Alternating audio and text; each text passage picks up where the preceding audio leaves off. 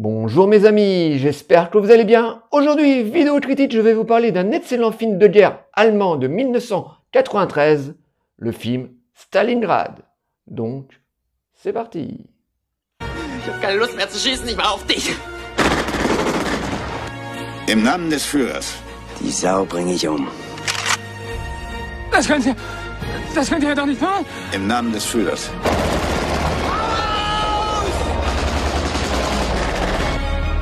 Im Namen des Führers.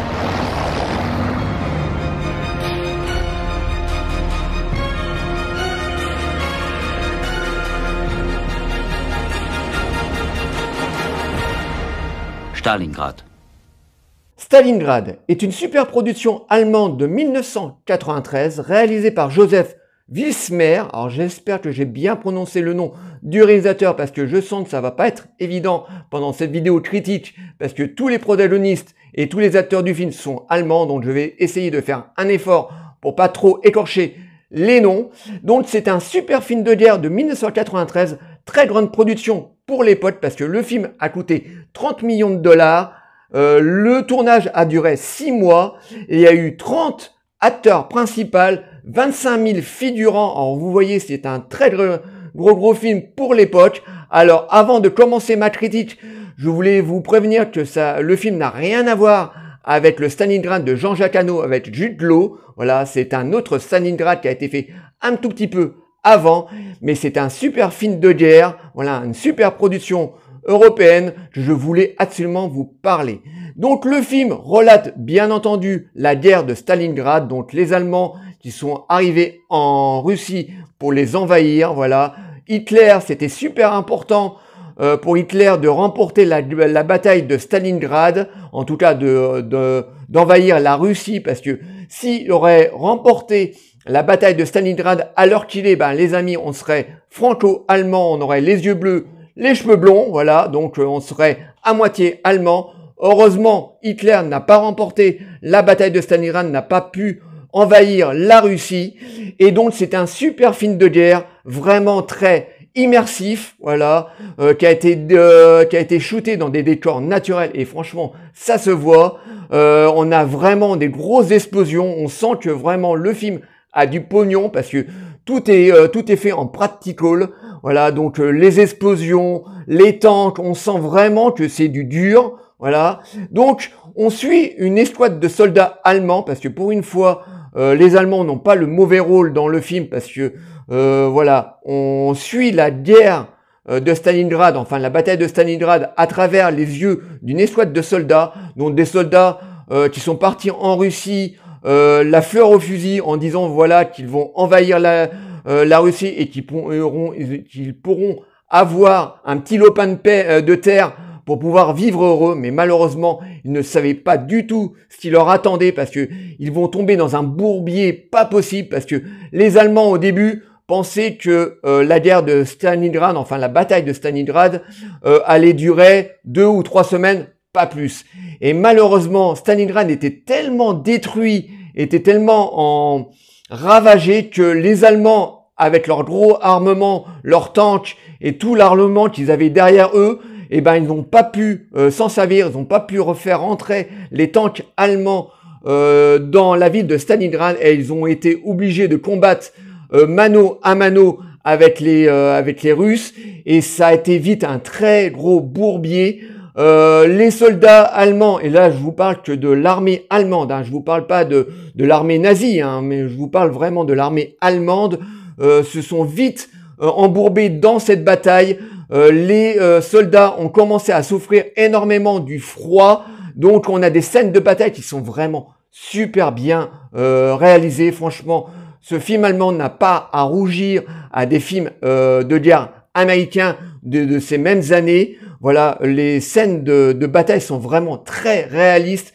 On a 25 000 figurants, donc voilà, donc on a assez de figurants pour faire vraiment de très très bonnes scènes de bataille et le film vraiment en regorge énormément. Donc au début, on suit donc cette escouade de soldats qui est menée par un jeune capitaine un petit peu idéaliste et ces soldats. Donc on s'attache très rapidement à ces jeunes soldats qui sont venus juste faire la guerre. Voilà, ils n'avaient pas les mêmes idées que les soldats SS qui eux étaient vraiment des grosses pourritures. Donc voilà, je vais pas trop m'attarder sur l'armée SS, mais voilà, eux c'était vraiment des ordures. Mais là, on va suivre des soldats de l'armée allemande classique. Donc au début du film, ils arrivent la fleur au fusil, donc ils commencent à gagner des batailles contre les Russes, mais très rapidement ils vont s'apercevoir que leur armement ne peut pas rentrer dans la ville de Stalingrad qui est tellement en ruine que c'est impossible de se servir de leur armement.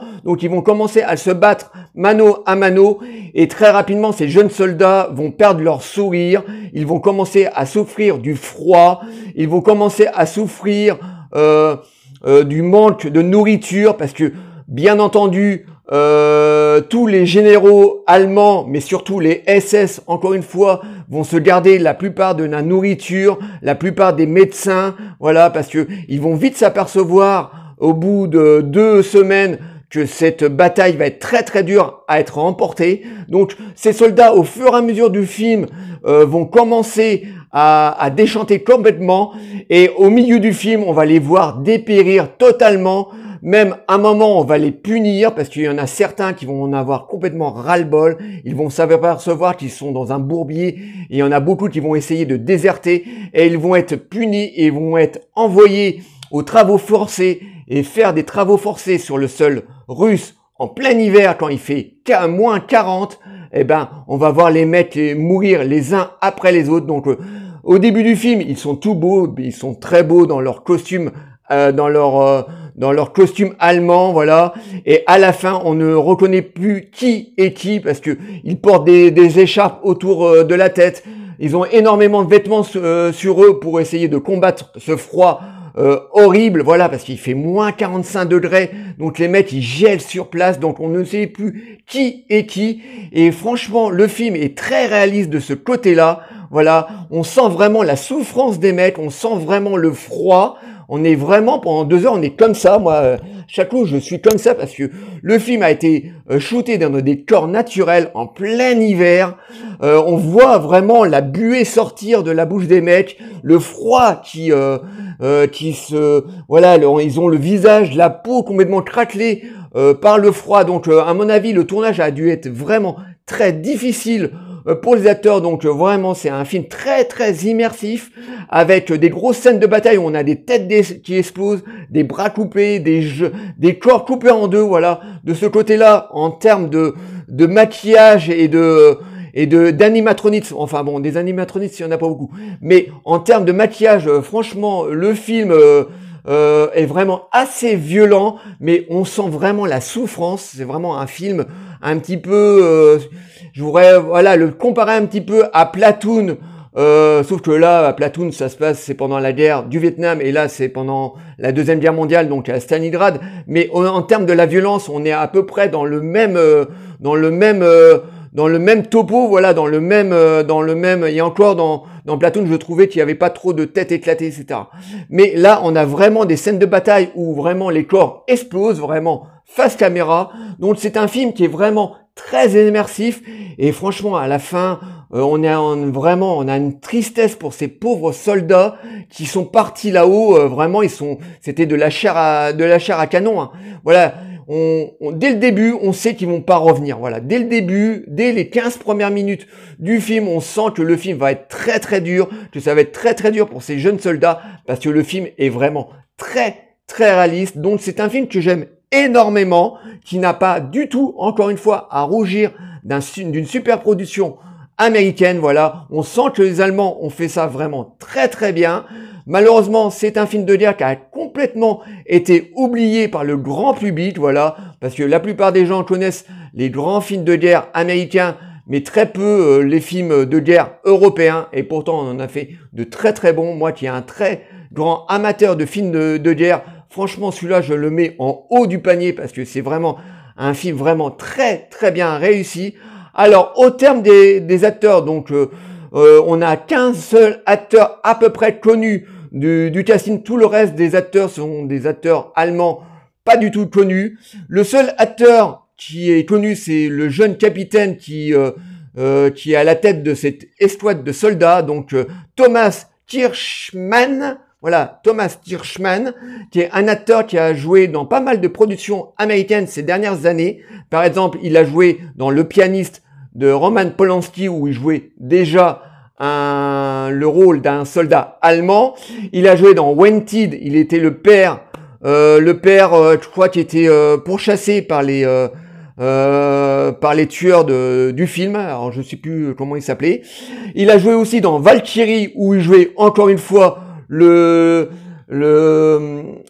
rôle d'un colonel de la garde allemande, voilà, donc de Bryan Singer, l'excellent film avec Tom Cruise, et il a joué aussi dans U-571. Alors vous voyez, le mec, il n'a joué que des rôles de soldats allemands, voilà. Bon, il a une bonne tête de soldat allemand, faut dire, mais c'est le seul acteur connu du grand public, voilà, parce que voilà, je vais vous mettre 2-3 photos de l'acteur, vous allez dire oui, j'ai déjà vu sa tête quelque part, donc c'est le seul acteur du casting. Sinon le reste ce sont que des acteurs pas connus du tout, qui ont certainement joué beaucoup dans des séries télé ou dans des téléfilms, mais voilà, c'est un super film de guerre allemand sur la bataille de Stalingrad, très immersif, avec de super scènes de combat, avec des mecs qui en chient, vraiment, voilà. Là, ils avaient vraiment les 2 pieds dans la neige, et je peux vous dire que les mecs, on les voit dépérir, mais d'une force. Je vous dis, à la fin, on ne sait plus qui est qui. En plus, on a une très très belle musique, très mélancolique, qui a été, alors je connais pas du tout le nom du compositeur, je crois que c'est un compositeur allemand aussi, donc une très très belle musique, qui va très très bien avec les images, avec un thème qui revient en permanence, mais très très mélancolique. J'adore la musique de ce film, donc c'est un film de guerre que je vous conseille, qui n'a pas du tout vieilli. Voilà, c'est c'est une production européenne, hein, voilà, ça a des allures de production européenne allemande, mais franchement c'est un très très bon film. Si vous aimez les films de guerre vraiment très durs, très chocs, je pense que ce film est pour vous. Mais Stalingrad est un excellent film de guerre. Voilà, j'espère que cette petite vidéo vous aura plu. Likez, délikez, abonnez-vous.